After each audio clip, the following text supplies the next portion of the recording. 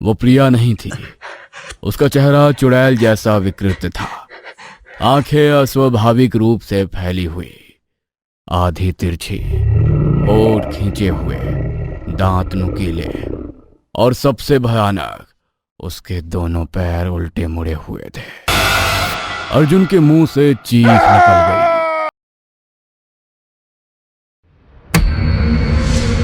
रात के करीब 9 बज रहे थे। अशोक खाना खाकर घर से बाहर निकलता है। गांव की पगडंडी से थोड़ा आगे जाकर वो अपनी पैंट की जेब से माचिस और सिगरेट निकालता है। सिगरेट मुंह में दबाए वो माचिस की तीली जलाता है। पहला कश लेते ही धुआं हवा में फैल जाता है। चारों तरफ सन्नाटा था। वह बिल्कुल अकेला था। उसकी माँ अवंतिका ने कई बार कहा था, अकेले बाहर मत जाना। लेकिन अशोक जिद्दी था, अपने मन का मालिक था। अचानक उसे किसी की आहट सुनाई देती।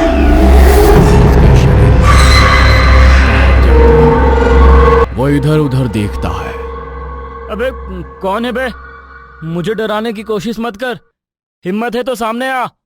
वो आगे कुछ बोल ही पाता कि अचानक उसके मुंह पर किसी के नुकीले पंजे आ पड़ते हैं। उसकी सांस रुक जाती है। वो छटपटाता है। एक ही पल में नुकीले नाखून उसका सिर धड़ से अलग कर देते हैं। वो शैतान हो या इंसान, किसी जानवर की तरह उसका सिर चबा चबा कर खा जाता है। फिर बाकी बचे शरीर को दोनों हाथों से पकड़कर वो अज्ञात प्राणी आसमान में कहीं गायब हो जाता है। उधर घर पर अवंतिका घबराई हुई दरवाजे पर खड़ी है। अशोक बेटा, अशोक बेटा। कोई जवाब नहीं आता। उसका दिल जोर जोर से धड़कने लगता है। वो घर से बाहर निकलती है, चारों तरफ देखती है। अशोक कहीं नजर नहीं आता। डर उसकी आंखों में उतर आता है। अशोक, अशोक। उसकी आवाज सुनकर पड़ोस में रहने वाली राधिका बाहर आती है। क्या हुआ अवंतिका? इतनी रात किसे पुकार रही है? सब ठीक तो है? मेरा बेटा अशोक घर से बाहर गया था।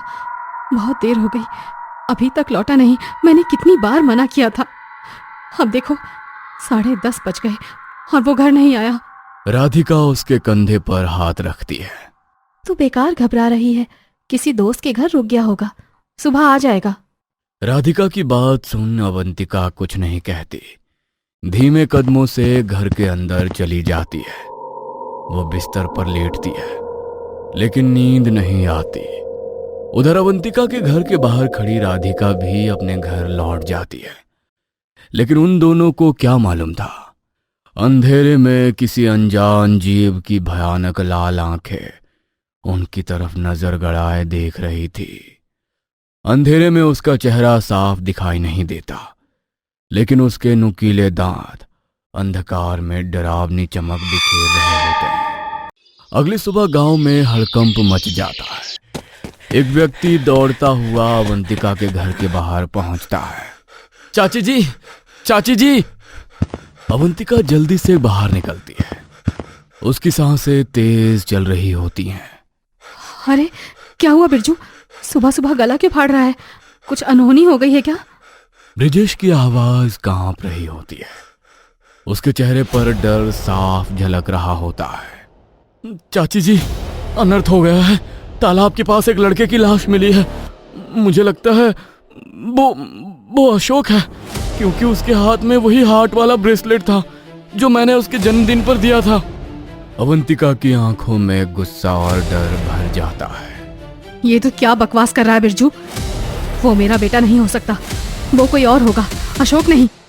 इतना कहते ही वो ब्रिजेश के साथ तेज कदमों से गांव के तालाब की ओर बढ़ जाती है। तालाब के पास पहले से कई गांव वाले जमा होते हैं। कुछ आपस में फुसफुसा रहे होते हैं, कुछ लाश को देखकर सिहर जाते हैं। भीड़ को हटाते हुए अवंतिका आगे बढ़ती है। उसकी नजर एक बेजान शरीर पर पड़ती है, जिसका सिर उसके धड़ से अलग होता है। वो कांपते हाथों से उस लाश के हाथ पैर देखती है। अगले ही पल उसे समझ आ जाता है वो उसका बेटा अशोक है, जिसे किसी भयानक राक्षस ने कल रात मारकर आधा खा लिया था और तालाब के किनारे फेंक दिया था। बेटा अशोक।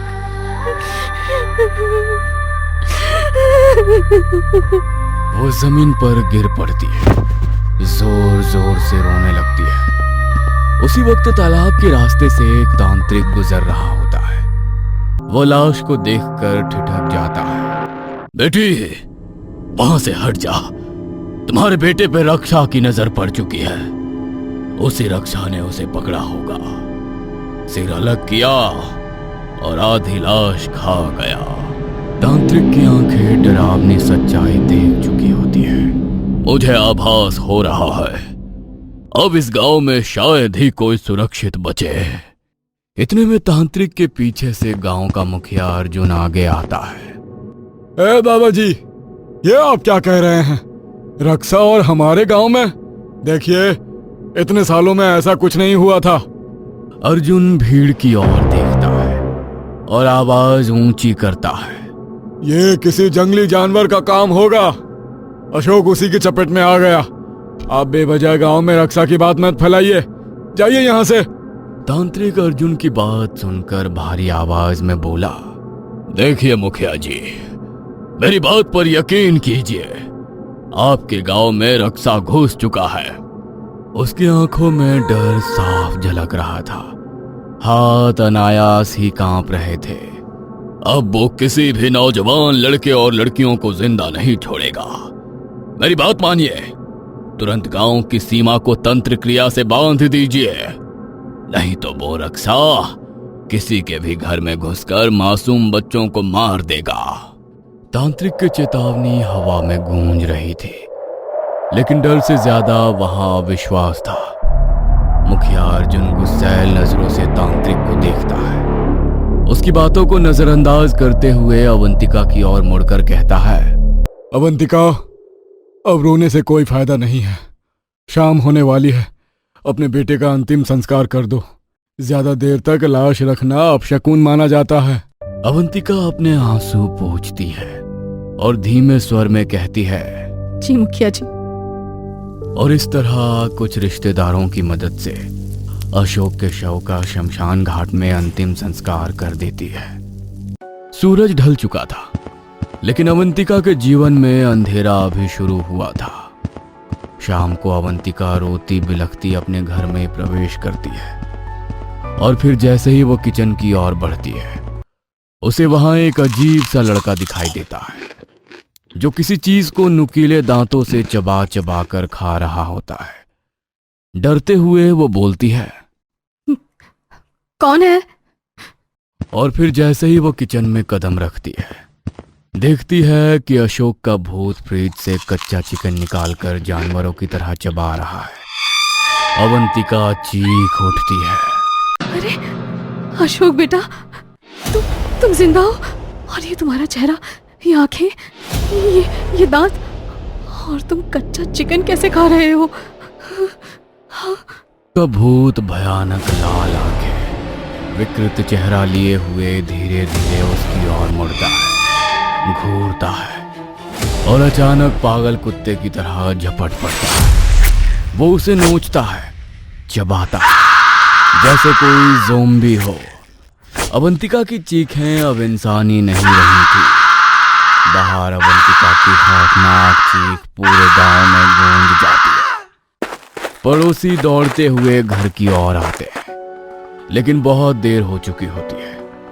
अशोक का डरावना भूत अपनी मां को नोचकर मार चुका था, लेकिन सवाल अब भी बाकी था, क्या वो सच में अशोक की आत्मा थी या कोई और भूखी शैतानी शक्ति? अवंतिका की पड़ोसन राधिका उस भयानक लाश को देखकर चीख पड़ती है। राधिका की चीख जैसे ही हवा में गूंजी, गांव का मुखिया अर्जुन हांफता हुआ वहां दौड़ पड़ा। उसके कदम अचानक ठिठक गए। सामने अवंतिका की भयानक लाश पड़ी थी, नोची हुई, पहचान से बाहर। अर्जुन की आंखें फैल गईं। उसका चेहरा पीला पड़ गया। वो उसी पल समझ गया, रक्षा वापस आ चुका है। वो भीतर ही भीतर कांप उठा। नहीं, यह कैसे हो सकता है?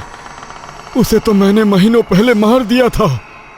डर को दबाए वो गांव वालों की नजरों से बचता हुआ चुपचाप अपने घर लौट आया।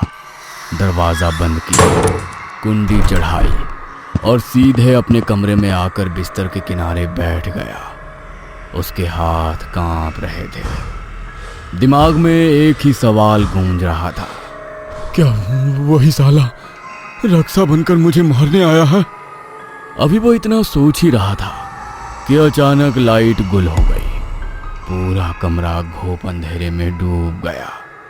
तभी छन छन औरत के पैरों की झंकार आती है। अर्जुन ने राहत की सांस लेते हुए कहा, अरे प्रिया, तुम हो क्या? जल्दी से मोमबत्ती जलाकर लाओ, ये गांव की लाइट भी ना। वो ये सोचकर आगे बढ़ा कि सामने उसकी पत्नी ही होगी, लेकिन जैसे ही उसने पीछे मुड़कर देखा, उसके कदम वहीं जम गए। वो प्रिया नहीं थी। उसका चेहरा चुड़ैल जैसा विकृत था। आंखें अस्वाभाविक रूप से फैली हुई, आधी तिरछी, होठ खींचे हुए, दांत नुकीले और सबसे भयानक, उसके दोनों पैर उल्टे मुड़े हुए थे। अर्जुन के मुंह से चीख निकल गई। नहीं, तुम मेरी प्रिया नहीं हो सकती। बताओ, तुम कौन हो? वो औरत अजीब तरह से मुस्कुराई। उसके मुंह से गुर्राहट निकली। अगले ही पल वो किसी खूंखार जानवर की तरह अर्जुन पर झपटी। एक ही बार उसके नुकीले दांत अर्जुन की गर्दन में धंस गए। अर्जुन की लाश फर्श पर गिरी और वो प्रिया के रूप में आई राक्षसी शक्ति उसे किसी जंगली जानवर की तरह नोच नोच कर खाने लगी। अगली सुबह गांव वाले जब मुखिया अर्जुन के घर उससे मिलने आते हैं, तो जैसे ही दरवाजा खुलता है, वे अर्जुन और उसकी पत्नी प्रिया की भयानक लाश देखकर सिहर उठते हैं। किसी का गला फट जाता है, कोई पीछे हटकर भागने लगता है। डर से कांपते लोग वहां से चीखते चिल्लाते भाग जाते हैं। वहां के बाद पुलिस आती है।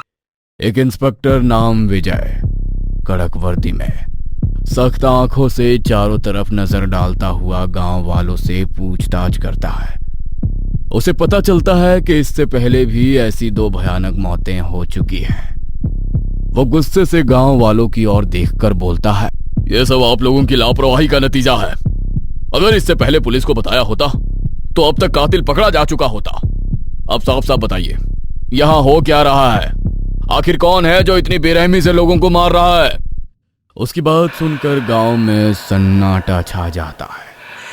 तभी एक औरत रोती घबराती हुई आगे बढ़ती है। वो कुछ बोलने ही वाली होती है कि अचानक उसके मुंह से खून की उल्टी निकल पड़ती है।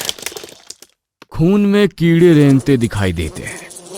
ये देखकर आसपास खड़ी औरतें दहशत से पीछे हट जाती हैं। वो खून उगलते हुए वहीं जमीन पर धड़ाम से गिर पड़ती है और मर जाती है। इन आंखों देखी भयानक मौत को देखकर इंस्पेक्टर विजय का चेहरा पीला पड़ जाता है। उसकी टांगें लड़खड़ा जाती हैं। वो एक चीख के साथ वहीं बेहोश होकर गिर पड़ता है। अगली सुबह अस्पताल से खबर आती है कि उस पुलिस इंस्पेक्टर की भी मौत बेहद भयानक तरीके से हो चुकी है।